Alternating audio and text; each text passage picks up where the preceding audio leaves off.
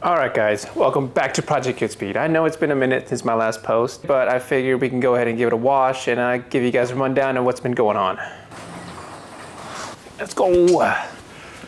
Now, the Civic here has been out of commission for quite a couple months, and you know, I've kind of been putting it off as well. Also because I'm lazy.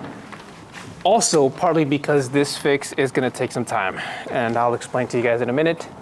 Oh, I should probably get the key. I can't steer this.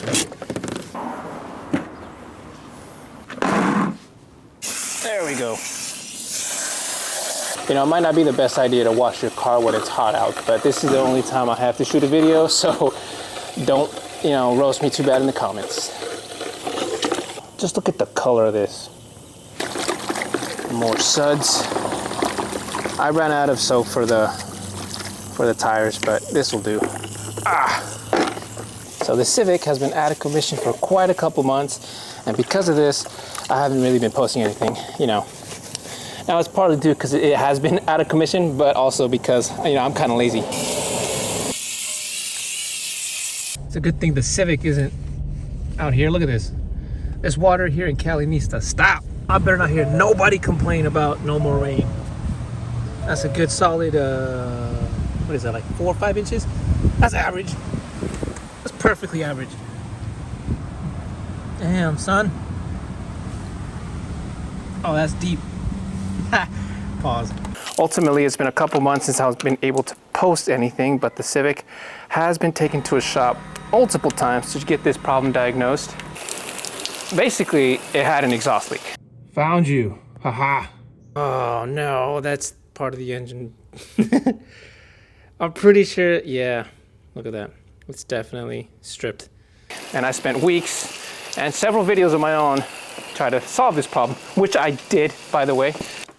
And this thing is not light. Not at all. I took it there to the shop, and basically they confirmed that it was no longer leaking exhaust. But I was still having issues trying to drive this thing. It's basically undrivable. I thought I was just being a bitch because the exhaust leak should not have been so troublesome. Ooh. Yeah, this is why you don't wash in the summer, at least when the sun is out. It's gonna cause water spots, major water spots. And it turns out that the problem was much more severe than I thought. The shop took a look at it and discovered that the exhaust leak was fixed, but the reason the car wasn't drivable was due to the Civic actually having a bad leak in the braking system. So not only was I inhaling, you know, exhaust fumes, I was also inhaling toxic brake fluid. And, you know, it's not good for you to do that. So thankfully I stopped driving it before any serious harm happened. You know, because brakes are very important and you do not want to have a leak in that system. Once they discovered the leak, I was able to go to, you know, the junkyard to get this part replaced. There's the culprit. It seems that both of these were leaking from that right there. Me and the mechanic couldn't figure it out. We had no idea why that hole was even there, but that's where the source of the leak was for both of these, believe it or not. You know, thankfully I stopped driving it before things got really bad, you know? You don't really want to be breathing too much exhaust fluid, let alone brake fluid, you know? That stuff eats through paint, so just imagine what it was doing to my body. And that's why it was undrivable. Not because I was being a bitch of the exhaust, but, you know, I was being poisoned. But anyway, the part itself took a minute to find. That was a little bit of an annoyance with these freaking little nuts. There's like no space in there to take anything out. So what the hell happened there? Oh, the freaking garage. Oh, damn. All right. Once they found out where the leak was, they basically told me, and they quoted me $300 for a proportion valve, which is just insane. But you know, with the price of these hatchbacks and very little OEM aftermarket factory support, you know, the markup is just crazy. And I just decided to go with the junkyard one. And when I gave them the junkyard one, it turns out that one was also leaking. And they had to redo the whole process again. And I had to find time off of work to go to the junkyard, not once, not twice, but 3 times. Hopefully this isn't broken.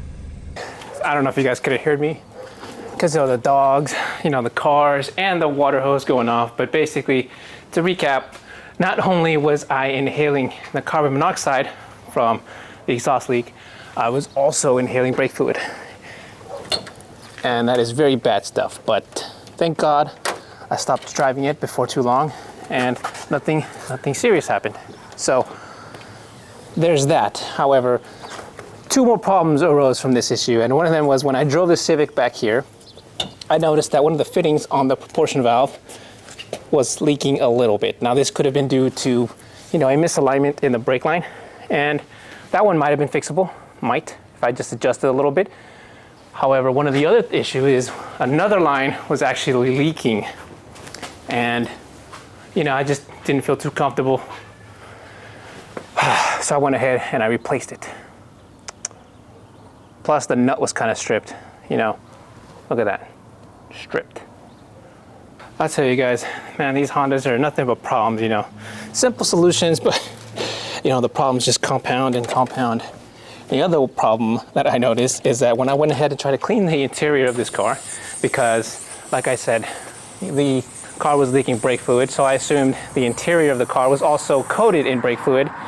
And when I went to go clean it, I went ahead and used my steamer for the vents, and I started to get a headache. So, you know, I stopped.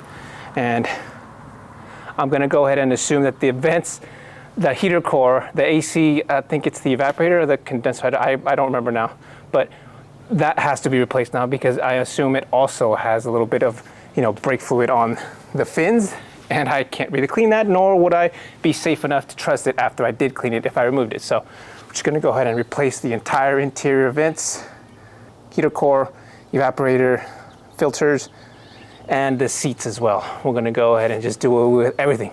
We're gonna completely gut this little hatchback, and we're gonna start from the beginning, which therein lies another problem because it's gonna take some time. Obviously these hatchbacks are rare, finding parts for it, even rarer. I can make do with, you know, the coupe versions of it for some of the stuff like the seats and the carpet maybe, but